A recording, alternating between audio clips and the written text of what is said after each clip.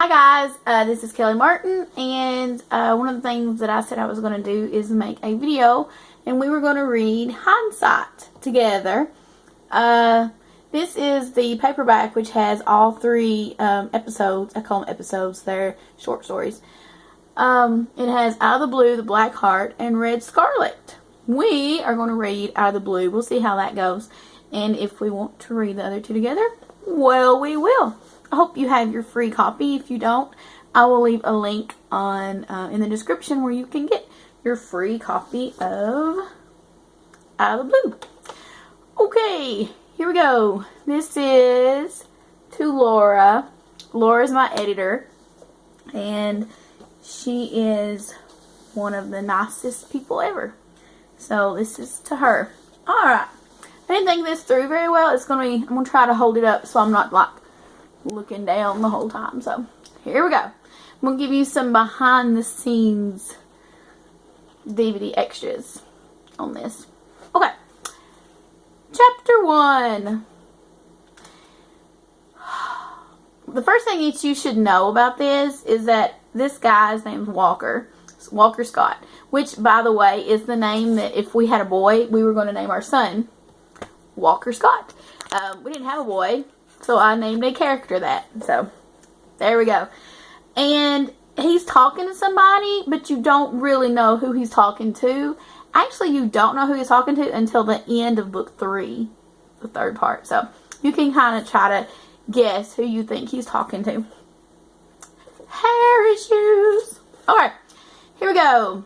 Start at the beginning. And that's italicized because the person he's talking to is asking him to start at the beginning. The first time I met Jordan Rivers, she was standing with her arms crossed, her jaws set, and her brows furrowed. Never actually tried to do what I made my characters do. Maybe she looked cuter than that. She must have. He liked her. You'd think by her stance and the way she glared at me that she was mad. You'd be right. It wasn't like I was doing anything to her, not intentionally anyway. It just happened out of the blue. Wait, since that's the name of the book, I should probably say that line correctly. It wasn't like I'd done anything to her, not intentionally anyway. It just happened out of the blue. Not the right place at the right time, I suppose. I should have practiced reading this.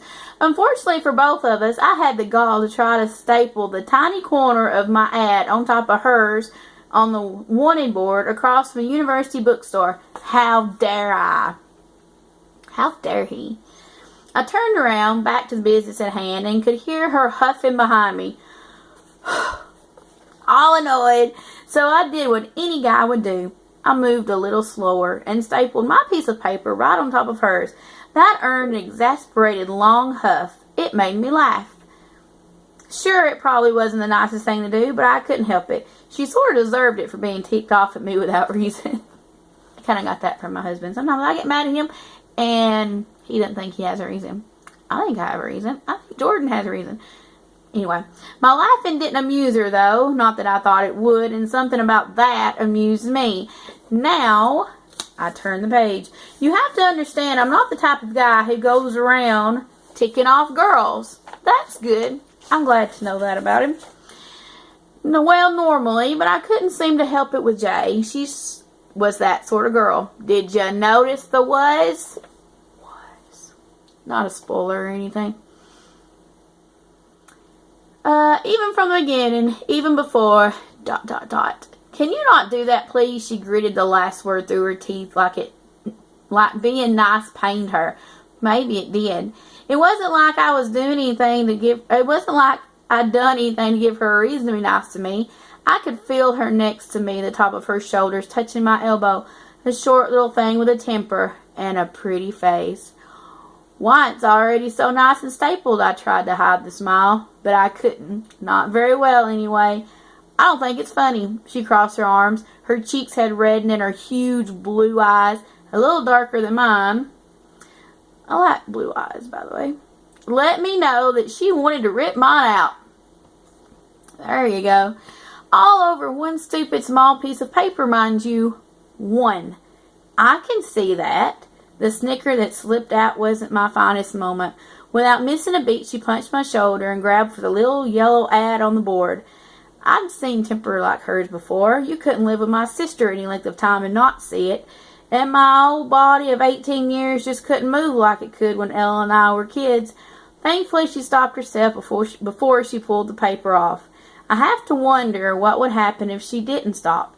If she'd grabbed my ad, crumbled it up, and threw it in the trash as she strutted off. Things would have been different, that's for sure. I never would have met Oliver Weston, for one thing. Oliver Weston. Remember that name. I could have done without that. Arch enemies and all. I don't have an arch enemy, I don't think. Everybody in books has arch enemies, but I don't think I do.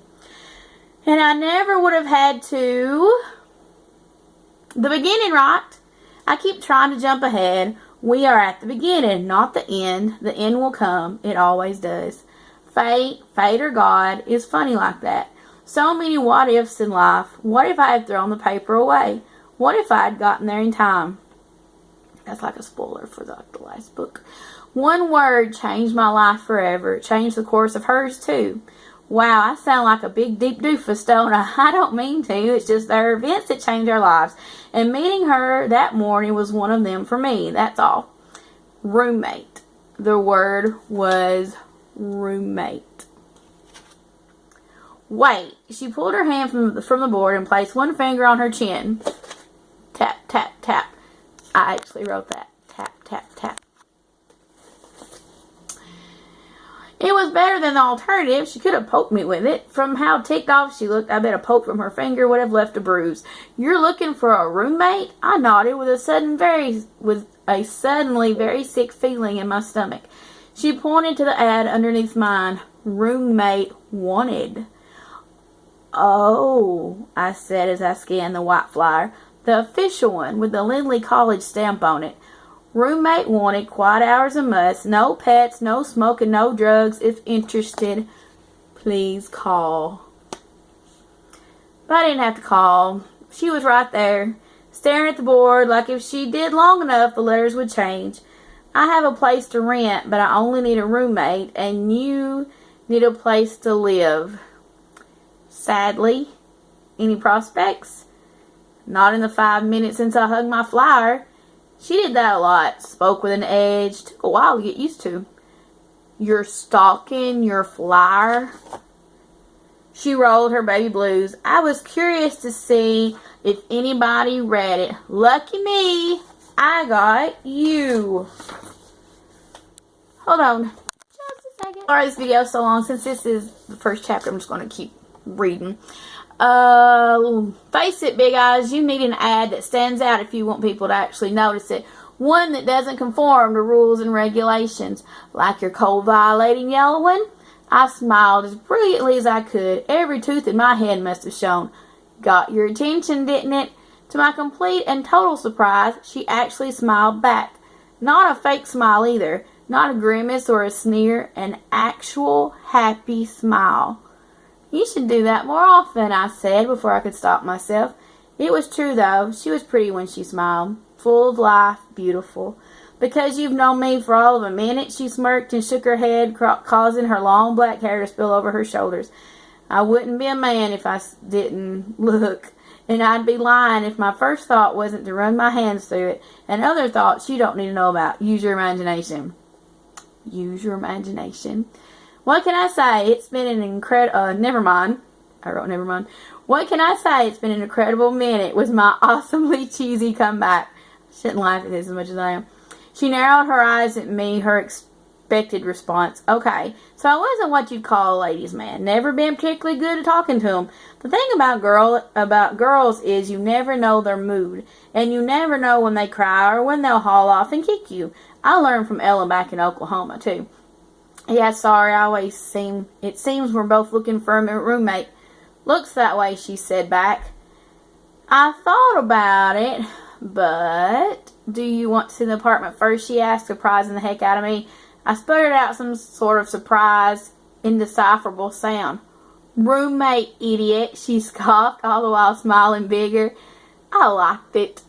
I need one. You need an apartment. We could help each other out. Okay. I'm actually going to stop right there because we're already 10 minutes into this. And, yeah. Look for the next part 2 coming up. Bye, world. Actually, not bye. I meant to tell you if you wanted to make sure you got updates and when Hindsight, I read more Hindsight, be sure to subscribe and like the video if you want to see more of them. Thank you. Bye.